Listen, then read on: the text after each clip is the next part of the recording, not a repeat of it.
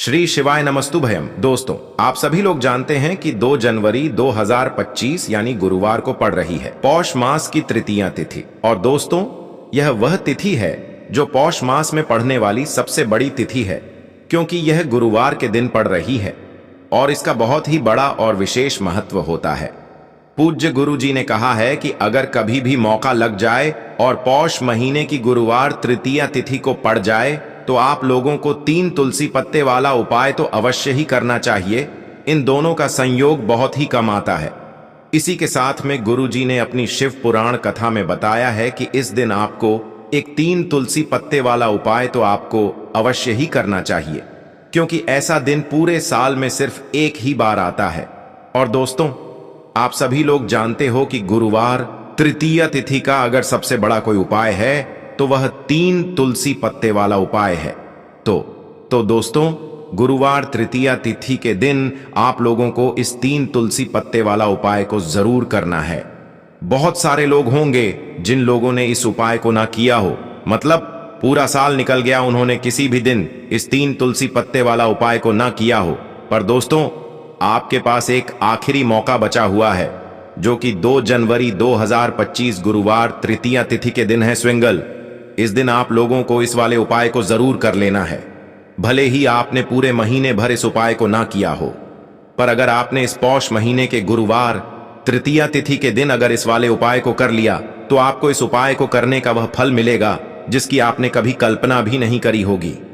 इसीलिए आप लोग इस वाले उपाय को एक बार जरूर कर लेना है, ताकि आप लोगों के हाथ से यह मौका ना जा सके और आपको इस उपाय को करने का फल मिल सके। दोस्तों, यह उपाय पंडित जी ने अपनी अभी की ही श्री शिव महापुराण की कथा में बताया है। जी, इस उपाय को आज हम आपको बहुत अच्छे से समझाने वाले हैं। इस वीडियो को देखने के बाद इस उपाय को समझने के लिए आपको कोई और वीडियो को देखने की जरूरत नहीं पड़ेगी। तो चलिए दोस्तों, उपाय को शुरू करते हैं।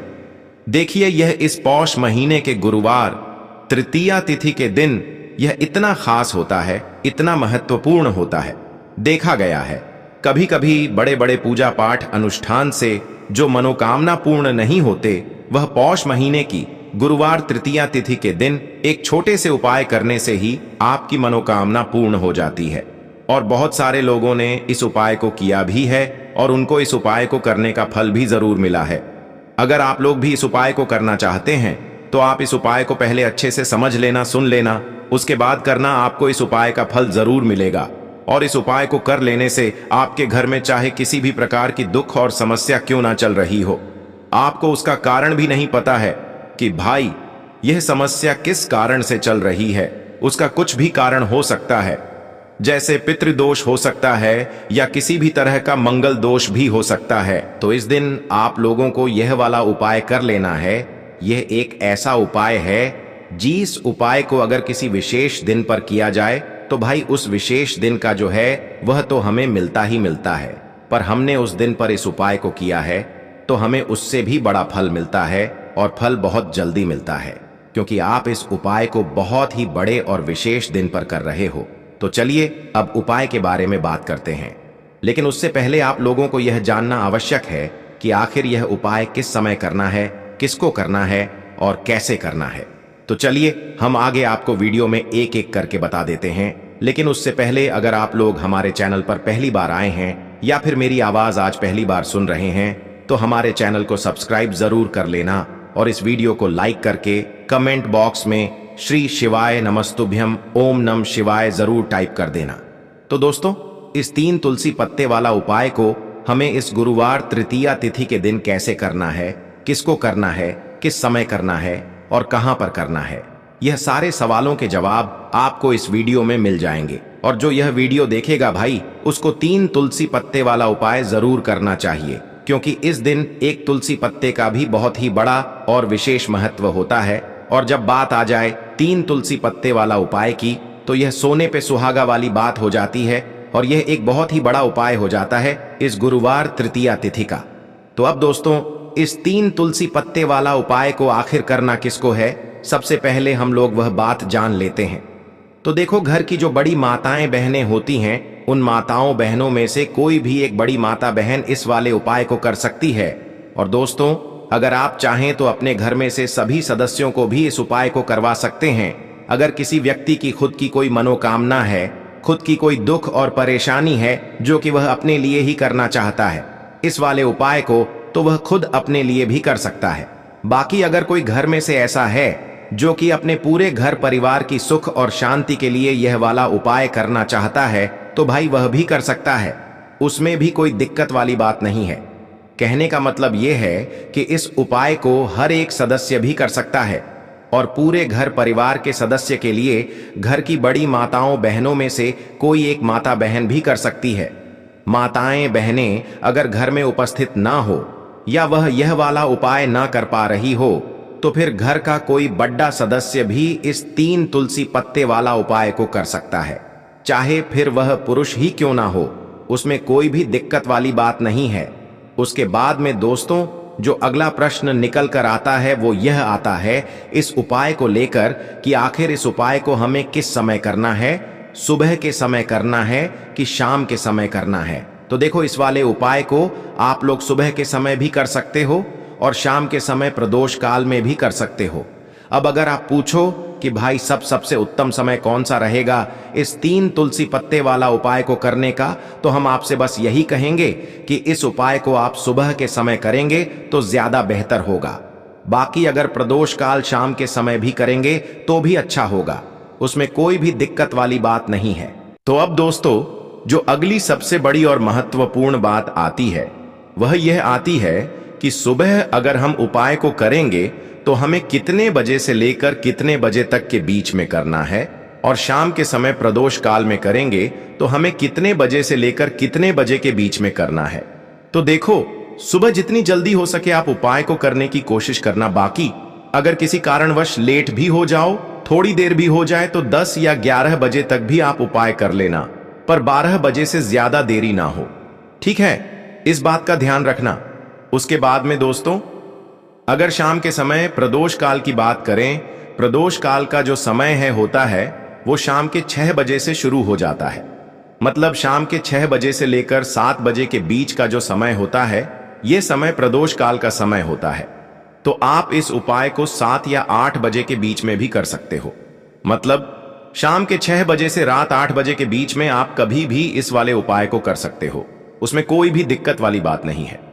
तो चलिए दोस्तों जान लेते हैं सबसे पहले उपाय के बारे में, जो कि है तुलसी जी के पत्तों का बहुत ही चमत्कारिक उपाय। देखिए, हम सभी के घरों में माता तुलसी का पौधा अवश्य ही होता है।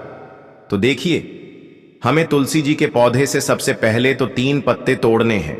तो देखिए, तुलसी जी के आपको 3 पत्ते तोड़ लेने हैं, और इन तुलसी जी के पत्तों को तोड़ने के बाद आपको एक छुटकी हल्दी भी अपने साथ में लेनी है। हल्दी के अंदर आपको जल मिलाकर के पेस्ट के रूप में तैयार करना है, और इसी के साथ में आपको एक दीपक भी लेना होगा। दीपक आप मिट्टी का भी ले सकते हैं, आटे का भी ले सकते हैं, और इस दीपक में आपको शुद्ध घी डाल करके इसमें आपको लंबी रुकी बाती का प्रयोग करना है। देखिए दोस्तों, आपके पास है 3 तुलसी जी के पत्ते। तो पहला जो तुलसी जी का पत्ता है उस पर आपको सबसे पहले तो जो आपने हल्दी ली है उसकी एक बिंदी लगानी है। और पहला जो तुलसी जी का पत्ता है, आपके घर में भगवान विष्णु का चाहे कोई सा भी स्वरूप हो, चाहे लड्डू को गोपाल जी का स्वरूप हो, या फिर भगवान कृष्ण की आपके मंदिर में प्रतिमा हो, या फिर भगवान श्री राम की प्रतिमाएं, उनके सामने आपको पहला तुलसी जी का पत्ता अर्पित करना है। अब देखिए दोस्तों, आपके पास जो 2 तुलसी जी के पत्ते हैं और आपके पास जो एक दीपक हैं, इन्हें आपको लेकर के पहुंचना है अपने ही घर में तुलसी जी के पौधे के पास में। देखिए, सबसे पहले तो आपके पास जो 2 तुलसी जी के पत्ते हैं उन पर भी आपको हल्दी की एक एक बिंदी लगानी है, और उन दोनों ही तुलसी जी के पत्तों को आपको अपने घर में तुलसी जी के पौधे के वहां पर ही अर्पित कर देने हैं।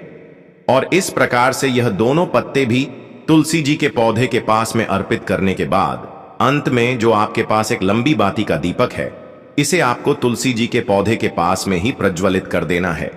जो भी व्यक्ति अपने ही घर पर गुरुवार तृतीया तिथि के दिन इस प्रकार से तुलसी जी के 3 पत्तों का यह उपाय कर लेता है, तो उसका परिवार हमेशा खुश रहता है, उसके परिवार में कभी भी कोई भी संकट उत्पन्न नहीं होता है, और यदि आपके घर में जो भी ग्रह क्लेश हैं वह भी समाप्त होते हैं।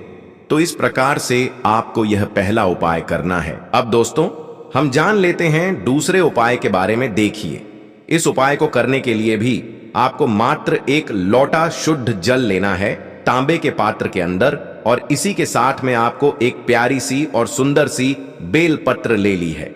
बेल पत्र जो है वह कहीं से भी खंडित नहीं होनी चाहिए, इस बात का ध्यान रखना है। बेलपत्र यदि आपको प्राप्त नहीं हो पाती हैं तो आप शिवलिंग पर चढ़ी हुई बेलपत्र को पुनः शुद्ध जल से धो करके उसका उपयोग कर सकते हैं। देखिए, इस उपाय को आप सुबह से लेकर के शाम तक किसी भी समय में कर सकते हैं। देखिए, मंदिर पहुंचने के बाद सबसे पहले तो आपके पास जो अपनी हथेली में रखना है और आपको कुंडकेश्वर महादेव से प्रार्थना करनी है कि मेरे शरीर में या फिर मेरे परिवार के इस सदस्य के शरीर में कोई भी भारी रोग हो चुका है जिसमें उसे आराम नहीं मिल पा रहा है। डॉक्टरों को लगातार दिखा रहे हैं, दवाओं का लगातार सेवन कर रहे हैं, लेकिन बीमारी में आराम नहीं मिल पा रहा है। हे मेरे कुंडकेश्वर महादेव, मुझे अपनी बीमारी में आराम दिलाने की कृपा करें। इस प्रकार से आपको कामना करते हुए यह जो एक बेल पत्र है, इसे आपको माता अशोक सुंदरी वाले स्थान पर अर्पित करनी है। देखिए, माता अशोक सुंदरी वाले स्थान पर जब भी आप ये बेलपत्र अर्पित करेंगे तो इसकी जो चिकनी साइड है वह शिवलिंग से स्पर्श रहेगी, और इसको आपको इस प्रकार समर्पित करना है कि जो इसकी डंडी है वह शिवलिंग की तरफ रहेगी और इसका जो पट्टी वाला भाग है वह जलाधारी की ओर रहेगा। इस प्रकार से आपको यह एक बिलपत्री शिवलिंग पर अर्पित करनी है। इसके बाद आपके पास जो एक लोटा शुद्ध जल है उसे आपको सबसे पहले माता शक सुंदरी वाले स्थान पर अर्पित करना है। देखिए, आपको शिवलिंग के ऊपर जल अर्पित नहीं करना है, पूरा ही जल आपको धीरे धीरे जहां आपने बेलपत्र अर्पित की थी उसी के ऊपर आपको अर्पित करना है। जल को अर्पित करते समय लगातार आपको कुंडकेश्वर महादेव का स्मरण करते रहना है। देखिए, जैसे ये जल जलाधारी से होकर के बह करके आएगा तो इसे आपको थोड़ा सा किसी भी खाली पात्र में झेल लेना है और इस जल को आपको महादेव से यानी कि कुंकेश्वर महादेव से औषधि स्वर प्राप्त कर लेना है और इसे आपको अपने घर लेकर के आ जाना है। अब देखिए, इस जल का आपको आचमन करना है। या तो आप बीमार हैं तो आपको इस जल का आचमन करना है, या फिर घर का कोई भी सदस्य बीमार है तो उसे आपको कुंडकेश्वर महादेव का स्मरण करवाते हुए इस जल का आचमन करवा देना है। पूज्य गुरु जी ने बताया है कि जो भी व्यक्ति इस उपाय को 5 दिन 60 दिन इस प्रकार से कर लेता है तो उसकी जो बड़ी से बड़ी बीमारी है वह समाप्त हो जाती है। देखिए, अब हम जान लेते हैं तीसरे उपाय के बारे में। देखिए, यह जो उपाय है विशेषकर उन लोगों को करना चाहिए जो बहुत ही अधिक बीमार पड़ते हैं, यानी कि आपके घर में जितनी भी कमाई होती है वह सभी बीमारी में खर्च हो जाते हैं, या फिर आपके घर में ऐसा कोई भी व्यक्ति है जो बहुत अधिक गुस्सा करता है जिससे बहुत ही अधिक क्लेश आता है, तो उसके लिए भी आप यह उपाय कर सकते हैं। तो देखिए, इस उपाय को करने के लिए आपको गिन करके गुड़ के 60 टुकड़े लेने हैं। गुड़ के आपको 60 टुकड़े लेने हैं। देखिए, आपके घर में जो व्यक्ति बहुत अधिक बीमार रहता है या फिर कोई व्यक्ति बहुत अधिक गुस्सा करता है तो आपको ये जो 7 गुड़ के टुकड़े हैं अपने सीधे हाथ में रखना है और उस व्यक्ति के ऊपर से आपको घड़ी की दिशा में 7 बार सर से लेकर के पैर तक उतार लेने हैं। यानी कि उस व्यक्ति के सर से लेकर के पेड़ तक आपको इन गुड़ के टुकड़ों को 7 बार घड़ी की दिशा में घुमा लेना है। अब देखिए, इन गुड़ के टुकड़ों को 7 बार घुमाने के बाद आपको लेकर के सीधे पहुंचना है भगवान शिव के मंदिर में। आपके घर में यदि शिवलिंग है तो वहां पर भी आप इस उपाय को कर सकते हैं, या फिर मंदिर में भी इस उपाय को कर सकते हैं। अब देखिए, आपके हाथ में जो 7 गुड़ के टुकड़े थे जिन्हें आप मंदिर लेकर के आए थे, उन्हें आप कुछ शिवलिंग के ऊपर रखना नहीं है, केवल शिवलिंग के ऊपर आपको 7 बार घुमाना है। और जब भी आप ये गुड़ के टुकड़े घुमाएंगे तब आपको कल्याण शवर महादेव का बहुत ही सुंदर सा नाम लेना है। गुड़ के टुकड़ों को इस प्रकार से घुमाने के बाद आपको महादेव से प्रार्थना करनी है कि हे मेरे महादेव, कि यह जो मेरे परिवार का व्यक्ति है बहुत अधिक बीमार रहता है, बहुत अधिक गुस्सा करता है, क्रोध करता है, हमेशा चिड़चिड़ा रहता है, आप इसकी इस प्रकार की जो समस्याएं हैं उन्हें दूर करें। और इसके बाद आपको यह जो गुड़ के टुकड़े हैं 7, इन्हें आपको अपने घर लेकर के आ जाना है और एक एक गुड़ का टुकड़ा आपको प्रतिदिन जो व्यक्ति बीमार है या फिर जो बहुत अधिक गुस्सा करता है उसे खिला देना है।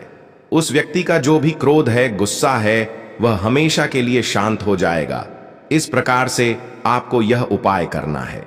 अब दोस्तों हम जान लेते हैं चौथे विशेष और अंतिम उपाय के बारे में। देखिए, इस उपाय के लिए भी आपको मात्र एक लोटा शुद्ध जल लेना है तांबे के पात्र के अंदर।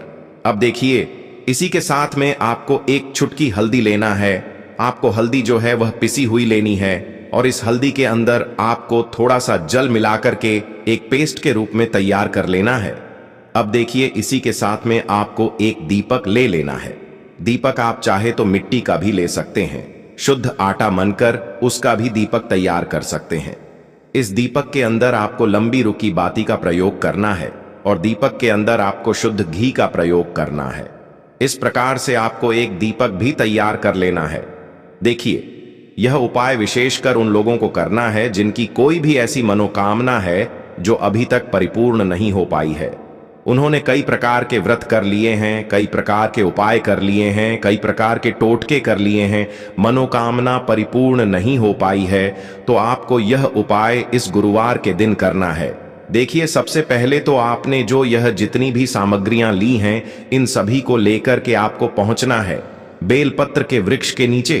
देखिए, बेलपत्र के वृक्ष के नीचे जो मिट्टी होती है, सबसे पहले तो आपको वहां पर इस एक चुटकी हल्दी से स्वास्तिक का निर्माण करना है।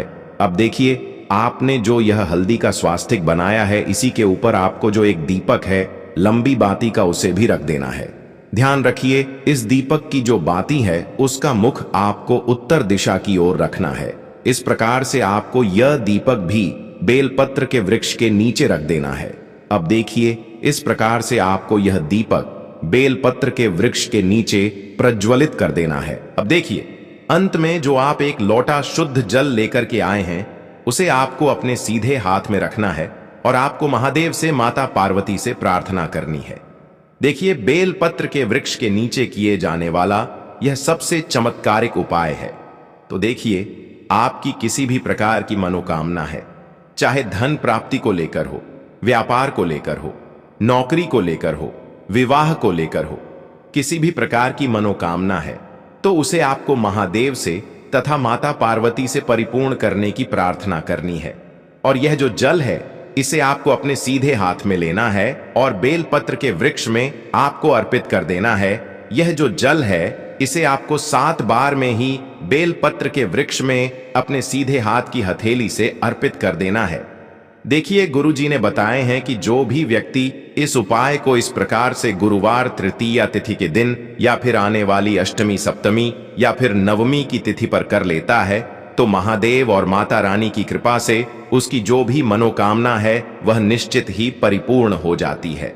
तो दोस्तों, यह थे पूज्य गुरुजी द्वारा बताए गए कुछ बहुत ही खास उपाय। अगर आपको जानकारी अच्छी लगी हो तो वीडियो लाइक करिएगा। मिलते हैं फिर एक नए वीडियो के साथ। श्री शिवाय नमस्तुभयम।